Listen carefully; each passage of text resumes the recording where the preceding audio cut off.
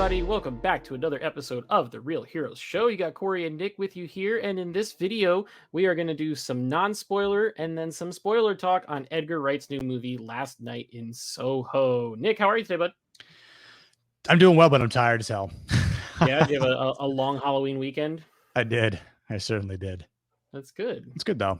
It's I beautiful enjoyed it. weather down here in Florida. It's finally not hot, so Yeah, I was outside last night and pretty late and just yeah. enjoying it. Actually could wear a hoodie. I was going to say, did you break out a hoodie? Because I certainly did. I totally did.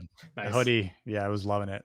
I love it. I got a new hoodie for my birthday, and I probably should have worn it on this show, but it's got the Watcher's face on it from What If. Nice. I'm pretty pumped about it. So Sick. maybe in a future episode this week. But yeah, so like I said, we're gonna break this down. We'll probably do the first couple minutes non-spoiler. We won't give any big plot points away. Just kind of talk about a couple things we liked or didn't like, and then recommend the movie or not. We'll spend some time on the spoilers and some fun facts. We'll give it a score and go home. So Nick, non-spoiler, don't give anything away to anybody who hasn't seen this movie yet. What's one thing you liked and or didn't like about this film? I think the acting was very well done, and I like how it kind of kept you guessing too. It being a psychological horror, you're trying to figure out what it all means. I think Edgar Wright did a good job with just kind of keeping you engaged in the story, and I think at some points I was wondering when the horror marks would come in, and I think they were well timed. Yep. And this, again, it being a psychological horror, it's not just all like, stab, slash, death. Yeah, there's more to it than that. So I think the film did a good job overall, leading you or me or us as the viewers to really stay engaged and continue watching the entire movie. So yeah. Was there anything that didn't hit for you? To be honest, not really. I mean, I think, some of the things, which is, say cliche within movies, not that this was really cliche, but you're, watching the character in the film and they're doing something and you think like, that's dumb. Why would you do that? And they do it anyway. And it's just some of the things that the character does, Ellie. I'm kind of annoyed by it. I'm like, oh my God, that's dumb, but You're a it dumb still kid. Why are worked. you doing that? Yeah. Like, it's like, I would never do that. I never did that. And Yeah. you're doing it. And that annoys the hell out of me. Yeah. So again, but that's just to the character herself. And it just makes sense as to who she is overall in this movie. Sure. So you kind of just have to go with it. Yep. I would say the best thing about this movie is the atmosphere that Edgar Wright creates. If there's anything I can say that doesn't give away, since we're in our non-spoiler section, this movie takes place partially in present day and partially in the 1960s. That's not a spoiler. That's in the trailers. It's all over everything. Right. The vibe that he creates That's really cool. in 1960s London is unbelievable. It's so cool. And I feel like if that didn't work, the whole film would fall apart. Yes. So the fact that it does, it's a love letter to the 60s, but at the same time, it takes that love letter and like tears it apart and shits on it. So it's really cool. It's a typical Edgar Wright film, even though it's not in his normal genre. It's not Hot Fuzz, it's not Shaun of the Dead, but it has his stamp all over it. It's got his style, which is very cool. I thought it was really neat to see him kind of branch out and go do something different. So if there's anything I didn't like, it's maybe like 15 minutes too long. And I think if you could have trimmed some stuff from like the second act of the movie. Yeah, I could see that too. It might have gotten its point across the same way. And you could have done it in a little bit shorter fashion. But like you said, there wasn't much. Recommend this film, yay or nay? Absolutely, yes. I think a lot of people are going to sleep on this and not watch it, which frustrates me. I know, and we were, talking about this via text, where it's not a Marvel movie, it's not a big IP, so a lot of people probably aren't going to see it because, last week Dune came out, next week Eternals comes out, and that'll have its own hilarious I can't wait for rebuttal to talk about. The discourse is going to be so delicious for Yeah, its yeah, fans. I can't wait. But I think because it's sandwiched between two obviously very well known IPs, Yeah.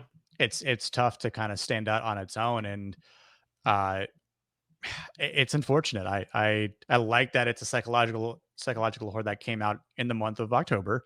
Yeah. So it's still Literally sort of Halloween weekend. fit that. Yeah, Right? exactly. For Halloween weekend. I like that.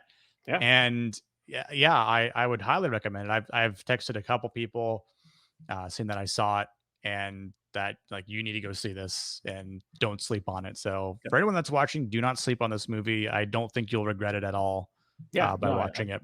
don't think so. And if you're a fan of Edgar Wright, even if you don't know who he is, you've probably seen one of his movies before, whether it's Shaun of the Yeah, Dead or Baby Driver Baby or Scott Driver. Pilgrim. Yeah, He's pretty well known. I wouldn't even call him an indie director at this point. He's yeah, a not big enough anymore. name. He's more of like an auteur, like a Tarantino or someone like that at this point. But Yeah. so it's time to move into spoilers. Before we do that, if you haven't clicked the like button on this video yet, now is a terrific time to do so. If you haven't subscribed to this channel, now is also a terrific time to do so. If you subscribe, you get plenty of movie reviews, TV reviews, Blu-ray talk. We're nerds. We love to talk about nerdy shit. So Yes. go ahead and click that subscribe button. Moving on into the spoilers. Let it all hang out, man. What are you really feeling now that we've warned everybody and the story juice can flow? I really like the way things flowed between present day and the 1960s and how um, Ellie would always peer into the life of Sandy. Hmm. And, all these men that you you see from the 1960s and you're kind of wondering who is this who's Lindsay, right? The Yeah. the silver-haired old guy that kind of seems like a Yep. to uh creep to Ellie, and there's I really like again how Edgar Wright, he doesn't completely spell it out for you, but he, sprinkles some things, Uh-huh. some words here and there, some phrasing, some lines that, like I need to remember that because something else is going to happen later on, right? Like, especially more towards the end in the third act, you start to kind of piece more and more together. But Hmm. even when she moves into, that building and, um, she's, she meets Mrs. Collins, Yep. and it's always interesting how, she's never referred to herself by her first name. Right. And we never hear Sandy's last name, Yep. up until like the mail. And Right. I Yep. kind of figured before that, I'm like, man, I'm like, I feel like even as an older woman, they still styled her to look like that. And she tries to be vague, like, oh yeah, like a lot of a lot of women have lived, a lot of girls have lived Right. here, and then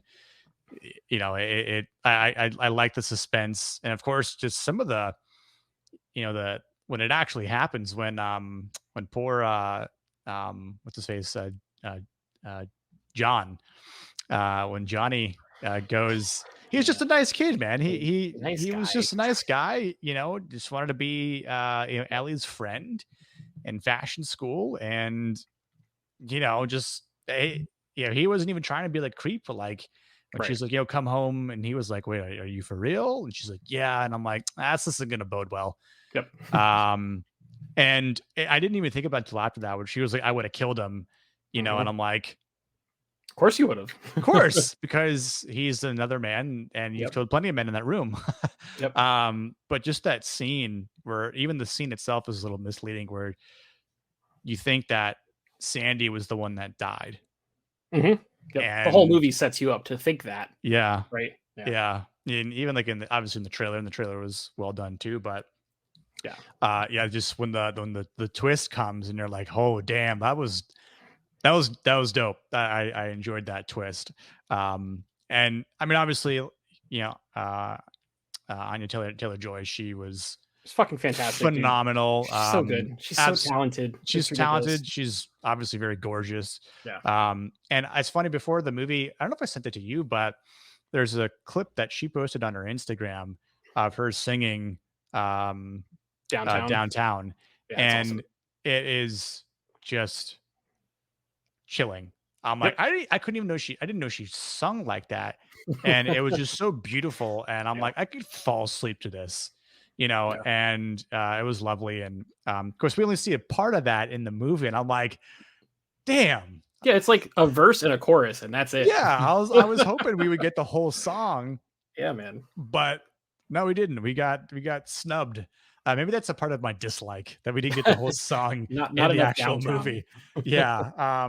But just yeah, like I loved that whole vibe, right? And Mhm, like that scene where she was like dancing, and then she would go to like to the corner like booth, and she's like, "What's your name?" Like, "What's your name, girl?" Like, mhm. Alexandra, Alex, Alexi, Right. Sandra. Like, and every time it was just some other guy up Mhm. until when Lindsay's like, you get, again, the clue is the Yep. wording is It get out says while you can. you're too good for this. Right. Mhm. So again, I loved a lot of the dialogue in this movie too, I have to say. Yeah. Um, even the beginning with the dorm room or whatever Oh, with with the Jocasta. Jocasta, like It's just one name. She's like she Beyonce. scratched out like Jocasta knew Star Wars, anyone? Yeah. Yo, Um, I'm glad I'm not the only one who thought that, because she was yeah, like, "Who's the only Jocasta you know?" And I was like, "The Jocasta librarian from knew fucking Attack of the Clones."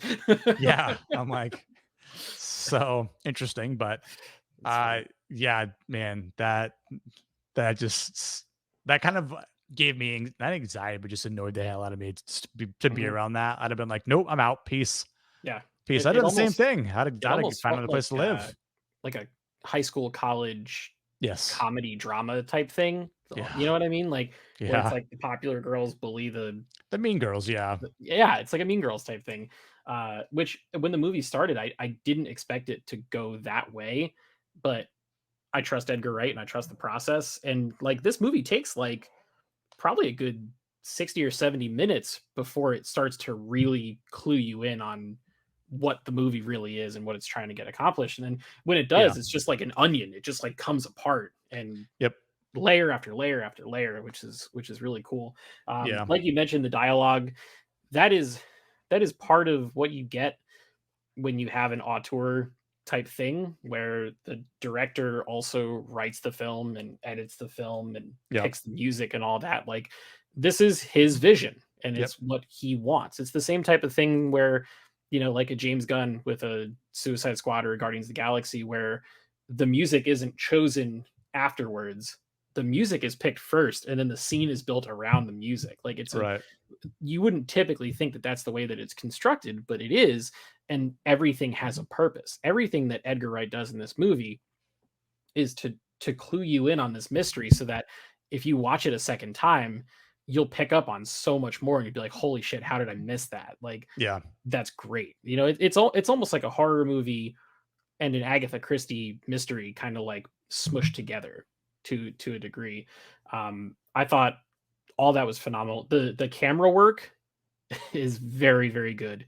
Uh, Yeah. They did a the great way job with that. the way that they do all the mirror stuff to make it look like, Very cool. Ellie and Sandy are there at the same time, Yep.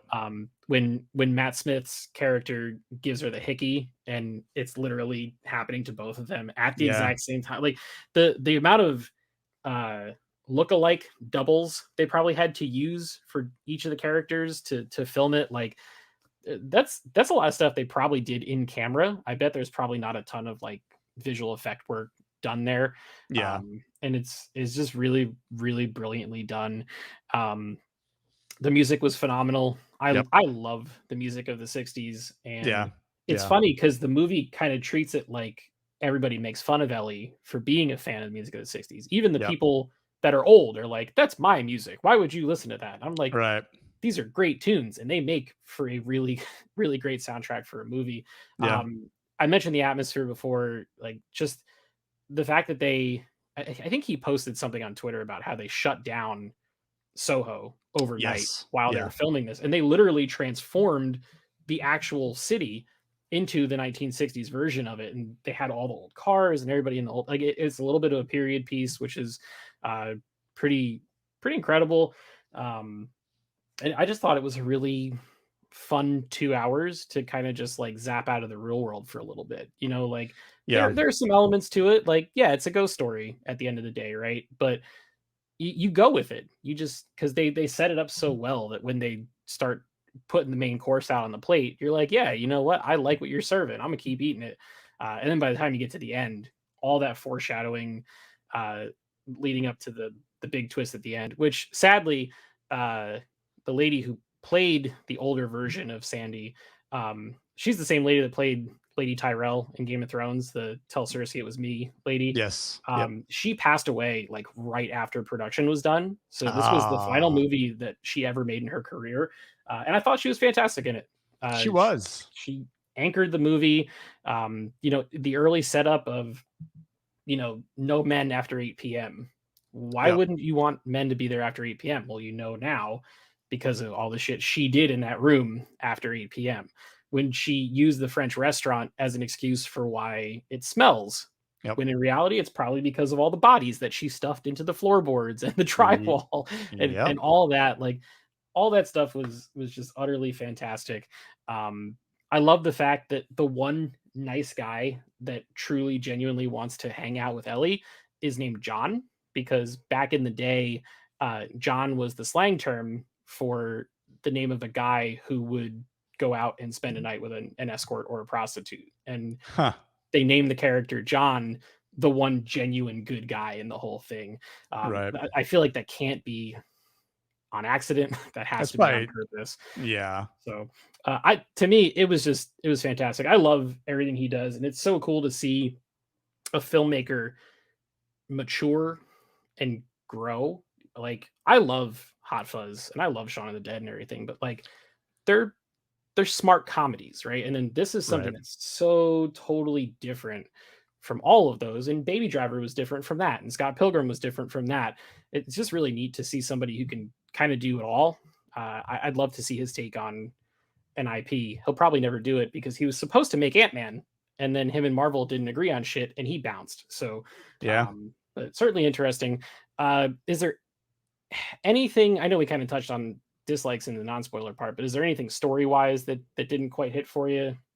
No, I don't think so. Like you said, maybe, you could probably trimmed a little bit in the second act to shorten it. I mean, it wasn't a long movie anyway, but Right. I think just to sort of, um, I don't even want to say trim the fat, just more so, um, kind of get this to get through the second act a little bit quicker, to get to the third act, um, where a lot of it really starts to come together and becomes more and more like more exciting. Right. So it's like we're all past the story, the build up and the characterizations and stuff like that. Now we're really getting into like the thick of the problem here, and like where all these Right. these clues, these hints, from the 60s to the present start to come forth. Um, and uh yeah, that's probably about it. Yeah. From like I can really remember. So Yeah, there's not much. I'd have to watch it again to see if there's anything like yeah. really nitpicky that I didn't get with. This doesn't have the highest Rotten Tomatoes score of Edgar Wright's career. I think it's only at like a 72 or 73%, which I think is interesting. I think it deserves a little Really? bit more praise than that. Yeah, the audience score is in the 90s, I but was the gonna say, yeah, critic the score is audience, yeah, fuck critics. uh, which we'll get into when we talk about Eternals. This is going to be a really fun week when it comes to Rotten Yeah, Tomatoes scores. I'm sure IGN gave this a 7. I think they did. probably. I wouldn't be surprised if IGN gave this a 7, which I mean, um, again, like their 7 means it's a 9 in right. reality because again, like It's a I sliding scale, right? yeah, I mean, I looked at the Rotten Tomatoes scores after I left the theater, and yeah, I think at the time it was Saturday afternoon. It was like a 92%, and I'm like, damn, like okay, because we'll get into our scores in a second. But I was like, that makes sense to me because It lines up, right? I'm like, I think I texted you or texted our couple a buddy of ours that it's like man, you got to see this movie. Like it's just great. Yeah. So I definitely want to watch it again. And man, it's a good time. All right, you Good ready time. for some fun facts? Yes, hit me. All right. So, uh, when she goes to the library to look through all the missing persons cases, Hmm. they're all men. they're all the victims. Yeah. I love that. That Yes, you're right. fucking Huh. great. So good. Uh, this movie was originally titled Red Light Area, kind of like Red Light District, I guess. Right. And then it was renamed The Night Has a Thousand Eyes before they finally settled on Last Night in Soho, which Huh. is the name of a song that is in the movie, I think. And Yeah. they finally landed on that after a couple tries. The scenes from the 1960s were originally intended to have no dialogue. They were going to be just music driven, but they decided they wanted the audience to fall in love with the character of Sandy, and they got Anya Taylor-Joy on, and they were like, "There's no way we can do these without dialogue. We need her to talk," Yeah. which I think is pretty fascinating. Um, Last one here, Christy Wilson Cairns, who is the co-screenwriter for this movie. She co-wrote 1917, which won a whole bunch of Oscars a few years back, Yes. and she is also co-writing a Star Wars movie with Taika Waititi. Interesting. And after hearing 1917, aside from the spectacle of the fact that that movie's just like a giant one shot, the dialogue's very good in that. Dialogue is very good in this. Taika is very good with words, so I'm very excited to see what their Star Wars project is going to look like. Yeah, that is pretty interesting. That is pretty interesting. Yeah, especially if it's rumored like the Old Republic stuff that they're saying it might be. Yeah, maybe.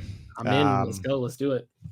Yeah, I just looked up Diana Rigg, who played the Alexandra, or Yep. older version of Sandy. Yeah, she passed away of lung cancer, Yep. September 2020. Yep. That's sad. But yeah, I thought she was great. Again, I thought Matt Smith is Jack. Yeah. Thomasin McKensie is Eloise. Like, I think everyone did a great job in their roles. Mhm. And I don't think this film misses the mark on a lot of things that you would probably go to a movie for. So Yeah. So let's um, talk about why nobody went to go see it. So the box office this weekend in the United States, it only did $4.2 million in revenue. It only tacked on an extra 2.3 million in the rest of the world, so it made $6.5 million worldwide, which I think is sad. However, wow. Focus Features, which is the studio that produced this film and paid for it, they called it a success story. They said they were very happy to help Edgar Wright bring his vision to the big screen. They're thrilled with the reception for it. Chances are, because of how little it made, it will probably end up going to like video on demand, like iTunes and Vudu and stuff, Yeah. in the next couple weeks. Which maybe, good word of mouth and being able to order it from home, it'll make some money doing that. But like, to me, it's fucking sad that That is really depressing and bums me right. out to hear that. I think that this movie should have been seen by everyone. I don't care. Like, especially with Halloween. And I don't know if it's just like it wasn't marketed enough or talked about enough that it's just a psychological horror for Yep. everyone likes to see horror movies or psychological thrillers or whatever it happens to be. Yep. Again, if you're familiar with Edgar Wright's movies, and you would also want to go see because of that, you know. But man, that is just It's wild, isn't it? Like it's the state that's of terrible. movies as it is right now. Is you have something like this, which has uh, Anya Taylor Joy is probably one of the biggest movie stars for the next 10 or 15 years, if I had to take a Yeah, guess, based off of the talent that she's got. yeah, It's got one of the former Doctor Who actors in yeah, Matt Smith. It's written and directed by one of the most popular directors in Hollywood currently. yeah, It's a horror film that came out on Halloween weekend. You would think that it would do really well. However, at the same exact time, a couple weeks ago, there was a movie that came out called The Last Duel. The Last Duel is an original concept, so it's not attached to any IP. It is directed by Ridley Scott, who is one of the greatest living directors directors. on the Yeah, face of this fucking planet. He yeah. gave you Aliens, Gladiator. Gladiator. I mean, come on. The guy is A, a lo- on living a lot. Yeah, he's a living, breathing legend.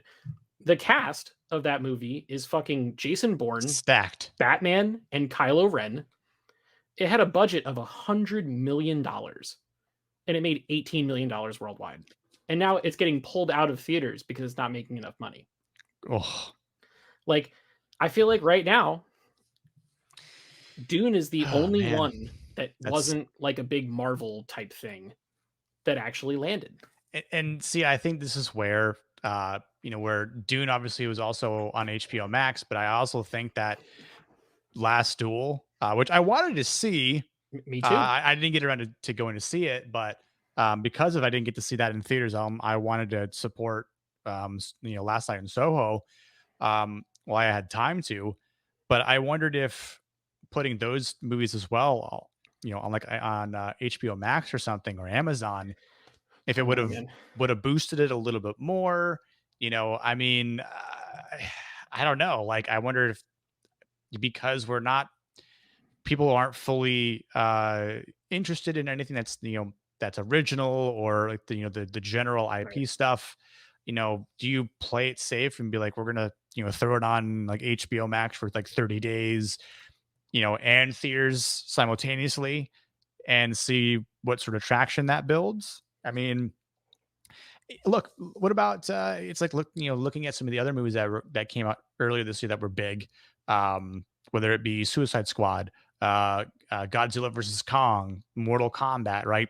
Those were in theaters, but also premiered on HBO Max, and they Yeah. still generated, I think, enough good ratings and money to justify its release method. But Yeah. It's a it's tough. It's it's tough tough. to figure out, man. Because like you can blame the pandemic, yes, but at the same time, uh, like fucking Venom has made like $200 million in the United States. So I don't Yeah, it's because understand. Venom is a popular But character. like if you take Last Night in Soho and compare it to Venom, it literally shits all over Venom. Oh Venom my is a god, bad yeah. movie compared to Last Night in Soho, and Yes. yet everybody and their mother went to go see Venom because of a post-credit scene. That you could have just watched on YouTube or the internet for And free. barely anybody's going to go see Last Night in Soho. The funny thing is that it's probably safer from a pandemic standpoint to go see Last Night in Soho. You know how many people were in the theater when I went to go see it? 4. There were 4 fucking Jeez. people in the theater. I I had felt quite a few in extremely mine, safe. But but you went and saw it in Dolby, right? So you had, yeah. yeah, There yeah. was there So was a few more in there. Like, I'd say maybe it was like half filled.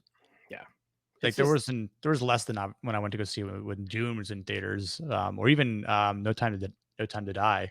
right. Okay. But It's mm, just fascinating to me because like I looked at Eternals tickets over the weekend and like the large format stuff for the first 3 days it's out, it's yeah, like packed to the gills. And I'm like, okay, so you can't say that you don't feel safe going to a movie theater because you're going. There are yeah, clearly people that are going. It's just people aren't interested currently in the original story idea. If it doesn't have that big red and white Marvel Studios logo in front of it before it plays, it feels like it's vulnerable. yeah. It's sad. It's tough, man. It's sad. Like I'm I'm excited to see all the Marvel stuff, but all this other shit is really good too. Yeah, it breaks You it up. know? It gives us something else to watch and to think Yeah. about and to talk about, and he, it's like, okay, like, enough, which I'm sure we'll talk about controversial stuff when Eternals drops, Oh yeah. but Yeah. even Live even stream next week yeah, but for and Eternals. that's the thing, right? Like, between that, or the lack of not seeing, or not a lot of people seeing, like, No Time to Die, or the overly amount of people that have seen Venom 2, um or maybe Dune, but a lot of people saw Shang-Chi in theaters as Yeah. well. That's the highest grossing movie the entire year. Yeah. So So people definitely want to see stuff that is a from a recognizable IP. We get it, but don't sleep on other great movies right. as well. It's like, you know, Green Knight, what a movie. Yep. I think it made like $18 million Historic, or yeah, something. historical piece of history, literally a historical piece of history that was written 500 or like maybe 600 years ago right now, I guess. I have no idea And when it was like written. it was like the 1400s basically, but I mean, unknown poem written and transcribed, by like by J.R.R. Tolkien and C.S. Lewis, and Like to a everybody took a swing at movie. that story, right? Yeah, and breathtaking visually Mhm. too. Yep. But I know a lot of people haven't seen it yet, and it's just like, why? Why not? Yep. Do you, if you love movies, go watch some good movies. Yeah, I don't man. know. That's The, just the me. the moral at the end of the day is that Star Wars and Marvel, and this is coming from a show called the fucking Real Heroes Show. Okay, Yeah, they're not the only movies in existence. There's yeah. other good stuff out there. A lot of it is a lot better Then IP than, stuff. than the Marvel movies and the Star Wars stuff. It Yes, really we is. love them. Yes, we have tons of shit behind us that shows that we love them. But Yeah, I think it's also just as important to support, your auteurs and your smaller films, and your really good absolutely. stories that have great production value and really talented people behind the wheel know what they're doing. So I don't want to end this on a bummer. So give this one a score out of 10, sir. Yeah, I'm gonna give it a solid 9. Yeah, I think Solid I'm 9 for me. gonna do the same. I had thought 8.5 when I came out of the theater, and then after like kind of stewing in it for a while, I think it's a 9 for me too. I don't know where it sits in my ranking of the Edgar Wright movies, but uh, that he doesn't have a bad Hmm. movie in there, so Yeah. I don't care where it sits. So Yeah, I don't know. I'd have to go back and think about it. Maybe it's something we can go off on a tangent on a live stream. yeah, Like, by the way, next week when we're talking about Eternals, we can just spam the live stream with we're gonna telling people force to it in. see this movie also. Yeah. Um, but yeah, man, I thought it was a blast. It's a great time at the cinema. It's an ode to 1960s London, and it's done in a beautiful way. Yep. And if you feel safe enough to go see it, we highly recommend that you do so. So that is going to do it for this video. We'd love to hear your thoughts on the film. If you went and saw it, please drop us a comment and let us know what you thought. We'll make sure to answer every single one that comes through. If you like this video, like the video. If you're subscribed already, thank you. If you're not, shame on you. Subscribe now. Click the button, help us out. Shame. We're working towards 1,000 subscribers. We really want to get there, but we need everybody who watches these things to help us out to get us on our way there. So we're gonna have plenty of stuff coming out this week. We're gonna talk about Foundation. There is a rumor of a Book of Boba Fett trailer. If that comes out, We'll we're talk gonna about it. hop on a quick reaction live, or not live stream, but video, and chat about it. We're gonna talk about the new Apple TV show Invasion later this week. The Eternals comes out on Friday, and we're going to do a live stream for Eternals probably on Monday night of next week, which is our normal live stream slot. So tons and tons of stuff on the horizon for us. So be on the lookout for it and so much more. Until next time, see you guys in the next video. Cheers.